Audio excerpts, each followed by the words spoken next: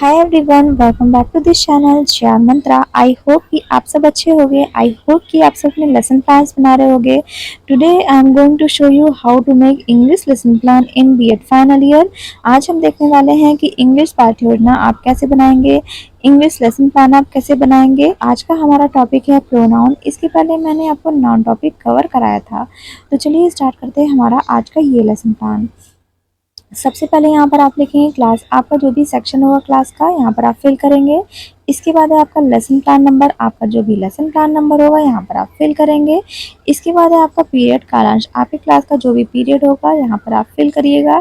इसके बाद है आपका सब्जेक्ट, सब्जेक्ट में आप लिखेंगे इंग्लिश, स्कूल में लिखेंगे आपकी टीचिंग जिस स्कूल में लगी होगी, आप रजिस्ट्रेशन संस्थान का नाम लिखेगा।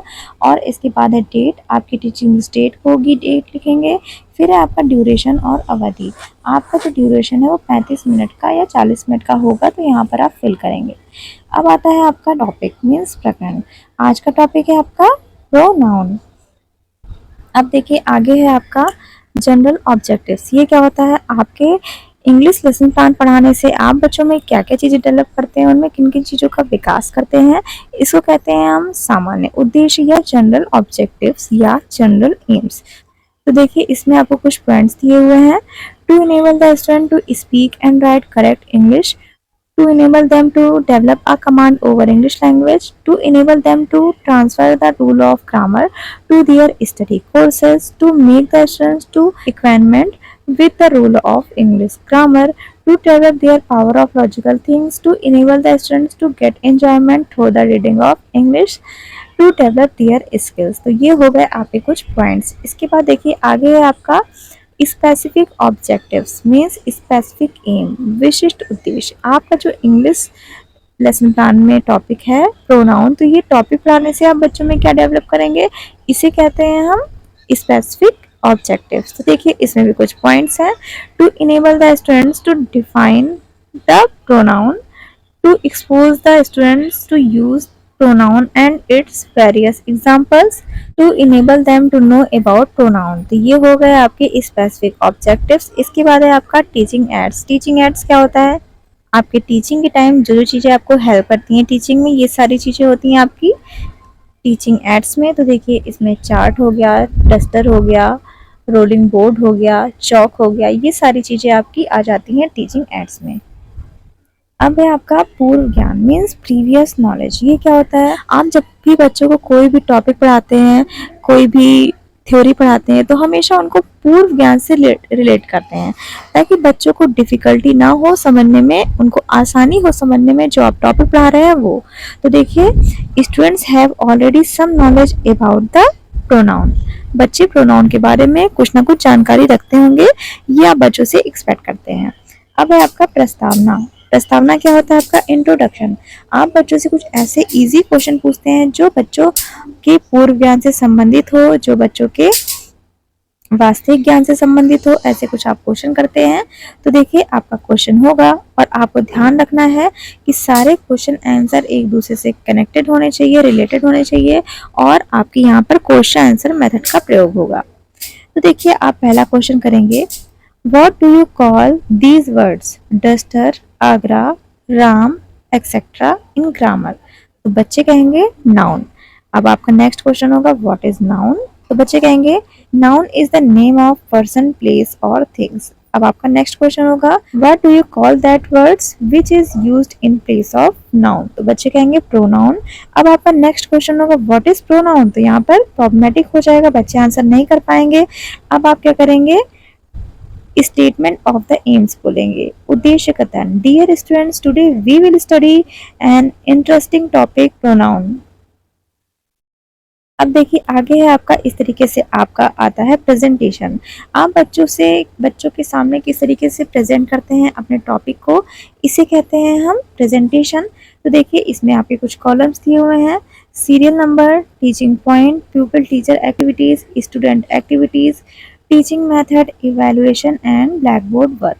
तो यहाँ पर आप क्वेश्चन करेंगे और क्वेश्चन के पहले आप सबसे पहले यहाँ पर कुछ पार्ट्स अपने इस टॉपिक को पार्ट्स में डिवाइड करके आप क्या करेंगे, इस टॉपिक को कवर करेंगे ताकि बच्चों को आसानी हो समझने में ये टॉपिक।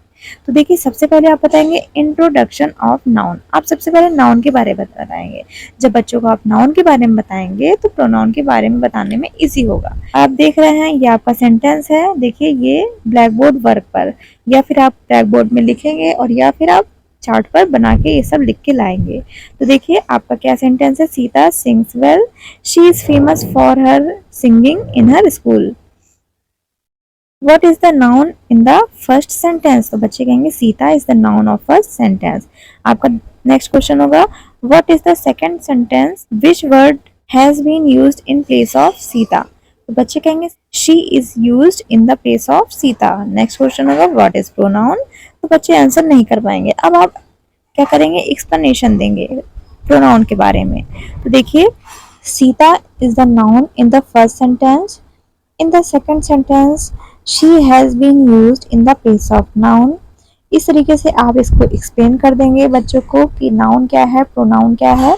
तो देखिए आगे आपका स्टूडेंट्स विल लिसन केयरफुली। बच्चे ध्यानपूर्वक बैठ के सुनेंगे क्योंकि ये आपका एक्सप्लेनेशन मेथड यूज हो रहा है। आप बच्चों को व्याख्यान विधि का प्रयोग करके बता रहे हैं, आप बच्चों को एक्सप्लेनेशन दे रहे हैं, बच्चे ध्यानपूर्वक बैठ के सुन रहे हैं।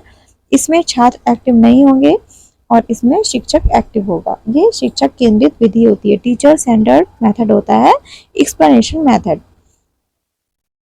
अब देखिए आगे हम चलते हैं। अब आप बताएंगे डिफिनीशन, प्रोनाउन की डिफिनीशन क्या है। तो देखिए pronoun is a word which is used in the place of noun. As example I, you, we, he, she, it etcetera.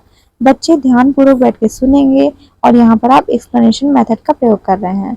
आगे देखिए dear students do you know about person in pronoun. बच्चे यहाँ पर नहीं, अगर आंसर दे देते ठीक है, अगर नहीं आंसर दे रहे हैं तो आप बोलेंगे okay dear students I will tell you about the person of pronoun. There are 3 types of person in pronoun, first person pronoun, second person pronoun and third person pronoun. यहाँ पर बच्चे सिर्फ ध्यानपूर्वक बैठ के सुनेंगे क्योंकि आपका एक्सप्लेनेशन मेथड है। आपका चौथा टीचिंग पॉइंट है पर्सन इन प्रोनाउन। देखिए फर्स्ट आपका पॉइंट है first person pronoun. First person pronoun is that which से आई, वी एक्सेट्रा। इसके बाद आपका इस तरीके से सेकंड पर्सन प्रोनाउन बता देंगे। सेकंड पर्सन प्रोनाउन में बताने के बाद आप बताएंगे थर्ड। सेकंड पर्सन में क्या होता है, आप किसी अदर से जब कुछ कहते हैं उसका नाम लिए बिना, तो इसमें क्या यूज होता है आपका यू। इसके बाद आपका थर्ड पर्सन प्रोनाउन है ही, शी, इट, दे। ये सब आपका थर्ड पर्सन प्रोनाउन होता है। इसके बाद है आपका ब्लैक बोर्ड समरी। आप देख रहे हैं आपने यहाँ पर बता दिया है पर्सन के बारे में, first person, second person and third person. बच्चे ध्यानपूर्वक बैठ के सुन रहे थे, आपका एक्सप्लेनेशन मेथड था। अब देखिए आगे आपका आता है ब्लैक बोर्ड समरी। यहाँ पर आप बच्चों को क्या करेंगे, इंस्ट्रक्शन देंगे कि आपको ब्लैक बोर्ड वर्क जितना भी आपने लिखा है वो सारी अपनी नोटबुक में लिखनी है और आप क्लास में राउंड लगाएंगे। तो आप क्या करेंगे, इस इंस्पेक्शन वर्क करेंगे। Pupil teacher sees the students copy which has written by student। बच्चों के द्वारा लिखी गई कॉपी को आप क्या करते हैं, चेक करते हैं कि सारे बच्चे लिख रहे हैं या नहीं।